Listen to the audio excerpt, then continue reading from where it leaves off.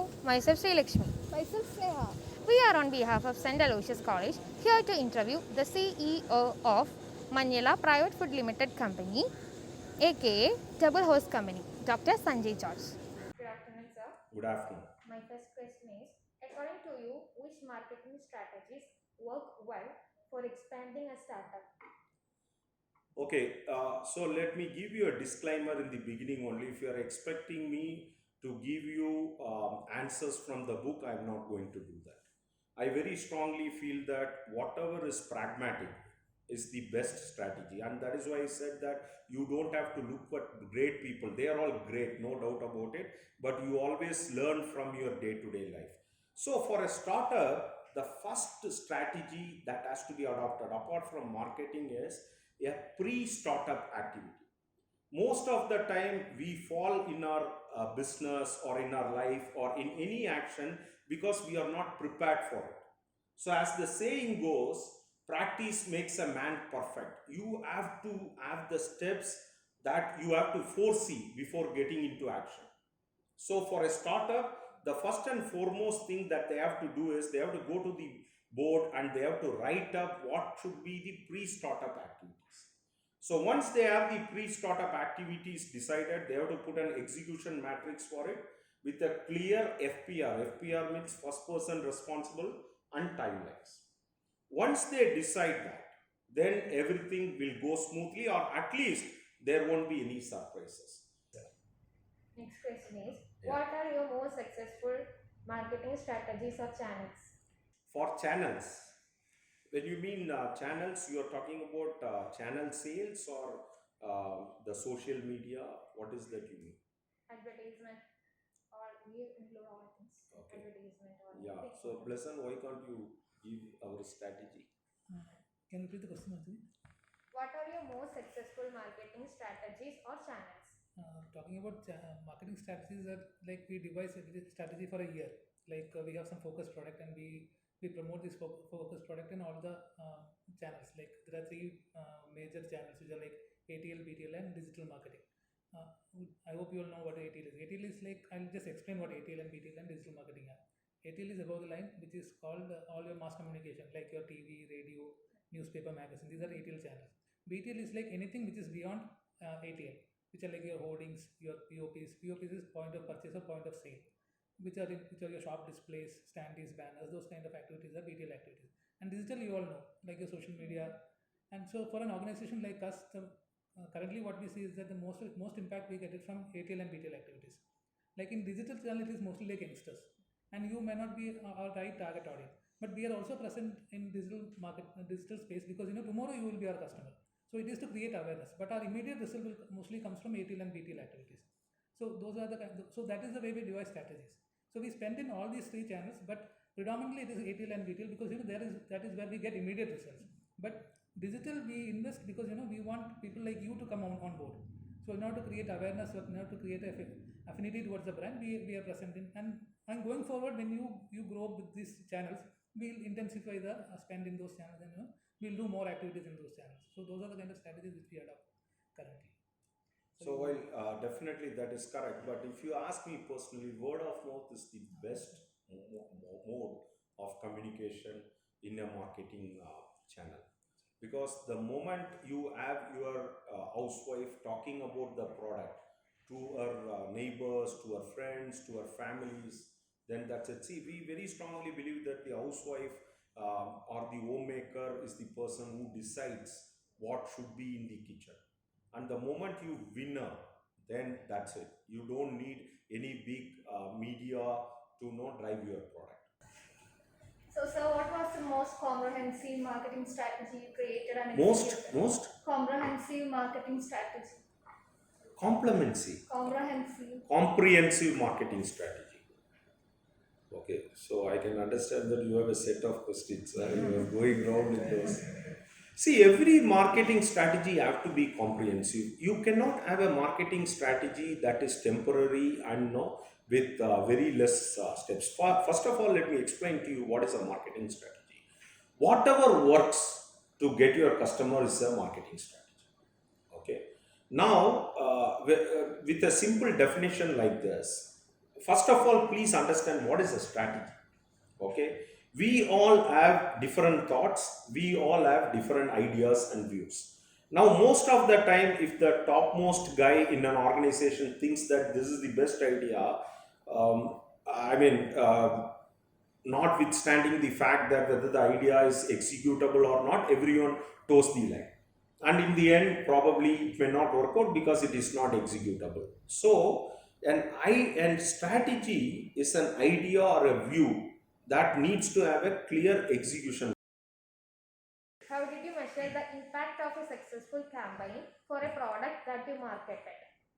See, we have a formula called promo efficacy formula.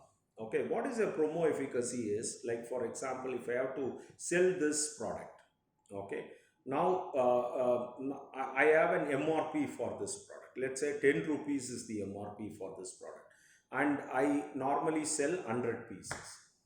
Okay, so 10 into 100, I get 1000 rupees, and probably margin for this is, for simple reasons, let's keep it as 20. So I get 200 rupees in return, right? So now I want to do a promotion on this. What is the MRP of this item?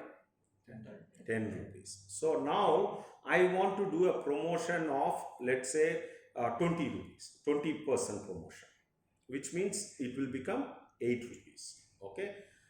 Now, when I do 8 rupees, what should be my quantity? If I sell the same 100 pieces, it will be a loss for me, correct?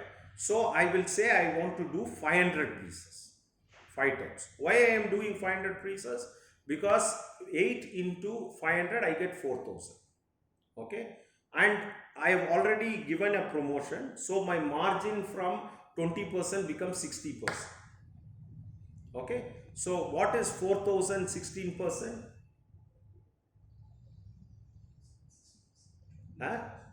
640 rupees.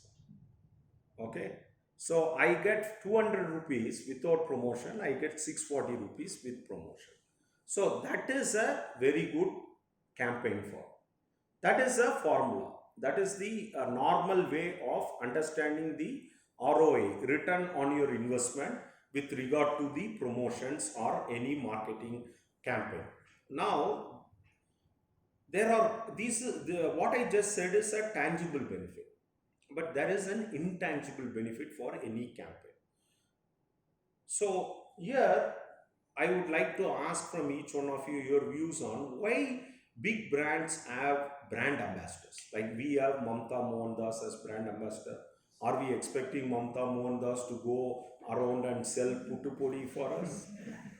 Why do we have brand ambassador? Why do we have Mamta Mohandas? I think it's for advertisement. Advertisement, anyhow we can do. Or people need trust from a famous personality so that they can buy. Okay, that's a good answer. If the brand is associated with a famous personality, then customers may get a feeling that this is a trusted brand. Publicity with Mamta Mohandas. No, it's a good idea, good answer. Yeah, probably she's a well-known face, and she talks about double R's, we may get publicity. Okay, any other? You are all right, but none of you have said anything about money, right? So that is called intangible benefit. You also sometimes want to have a brand recall. So whenever you find Mamta Mohandas, now 2 years back she acted in a movie called Forensic, right? So most of them would have at least remembered Mamta with double R. Whenever they saw Mamta, at least for a minute, they would have remembered double R's. Not necessarily, but at least that is what the understanding is. So a brand is associated with an ambassador for an intangible benefit. So there are strategies like getting into brand recall by associating with brand ambassadors, or doing hoardings, or doing advertisements to ensure that we get a brand recall. So promo efficacy is one. Apart from that, what is that we are getting in return for spending this much? We have a beautiful hoarding near Lulu. Okay, now how we will know that that hoarding is popular is because we get feedback from so many corners which we are not expecting. So that is a brand recall for us. Now when you go towards Ernakulam, opposite to Lulu, on the left hand side we have this beautiful hoarding Douglas. So now you will always know, remember, okay, this is Douglas. And how these things will happen is, like, before a shopper decides what brand to be bought, it subconsciously influences a shopper. So one more question. Yes. Actually, what I expect and what I am getting or what I got is entirely different. So this is pod question. So can you give any suggestions to the forthcoming or upcoming entrepreneurs? Actually, we are BBA students and we want to become a businessman. So can you give us some suggestions? Yeah. See, it is very easy to get this idea of starting a business. But then, to become a businessman or woman, you need to first list down the risks. You know, ideas are always great. There is nothing called a good idea, silly idea, or a great idea. Every idea is good as long as it is executable. But what we miss is the risks attached to it. Now, let's say that you have to go for a business. Now, what is the first and foremost thing you need to have in your mind is that what is going to be my income for the next so many years? How many months this business is going to take to break even? These will not come in our normal planning. Normally, we get excited with the idea. We'll say, Eureka, this is a great idea. I have to go and get it implemented. Let me take a loan. Let me start a business. I know it will happen. Once you have that kind of mentality, then you will have surprises in your business. So, first and foremost thing is you need to have a break even formula.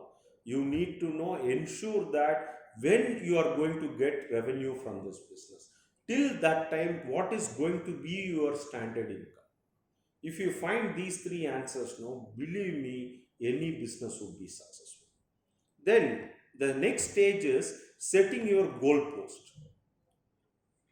This would be different, what I'm going to say. For being a businessman, you have to be very greedy. If you are not greedy, believe me, business is not your cup of tea. Honestly, I'm not greedy. That is why I didn't take business. You have to be greedy to be business. Normally, greed is always attached to money. It is not. Now, what is greed of Mr. Emojon? Greed of Mr. Emojon is to always expand the customer base. That is his greed. It's not money. He wants to introduce new things to the customers. That is a greed. What is the greed of our current chairman, Mr. Vinod Manjula? The greed is to always be innovative, to bring new products, to bring new things to the life of customers. What is the greed of our ex-chairman, Mr. Sajeev Manjula? To ensure that everything is practical. That is the greed. So what is the greed of Rima ma'am, for example? Her greed is to resolve each and every customer's need. So unless until you have a greed, you should not go for it. So the business must have a clear greed with a goal post. But that greed has to be planned. That today I achieve this, then I should know what is my goal post. I cannot take from here to there. Then it is like overstretching and there is a possibility that I may fail. So I need to know that. So that is called business maturity, to understand. And believe me, it cannot be taught anywhere, it will come automatically. Then the most important thing is how to keep abreast of the developments. Nobody can claim in this world, even the highest literate guy cannot claim that he knows everything. We learn new things. We need to have the mentality and attitude to grab knowledge. Okay, it's great that we always look at Jack Ma or Jeff Bezos or Mark Zuckerberg and so on. But then let us look around us and see what is that we can learn. What is the quality that we must emulate from people around us? So that what you call as the desire for learning, desire for knowledge will ensure that you become successful. So if you want to start a business, Decide your product, decide your goalpost, decide the risk in that, then have factors to mitigate that risk, then have an ultimate goalpost, then definitely it will be successful. I know it looks more of a motherhood statement, but this is what is required for a business. Then the other factors, like there is behavioral factors, there is financial factors, and so on. Okay, but more than anything, you must have greed to become more successful in your business. But what is that greed is what you need to decide. Okay, so I thank all of you for making me revisit some of the points that I always know inside me. Okay, I hope it was useful to each one of you. Okay, if at all you have other questions, you can definitely send it to Rima ma'am or Blesson, etc. And leave all the very best to each one of you. I have lot of energy. Okay, that is what defines us. We must know the passion is emanated from the fact that we should have energy and enthusiasm. Okay, so thank you very much. Thank you so much, Double Host, for giving this wonderful opportunity to know more about your company and the journey you came across. Thank you, Dr. Sanjay sir, Reema ma'am, Pleasant sir, and Kavita ma'am for your valuable time spent with us. I hope this one will be useful for us. Once again, I, on behalf of my team members, thanking you.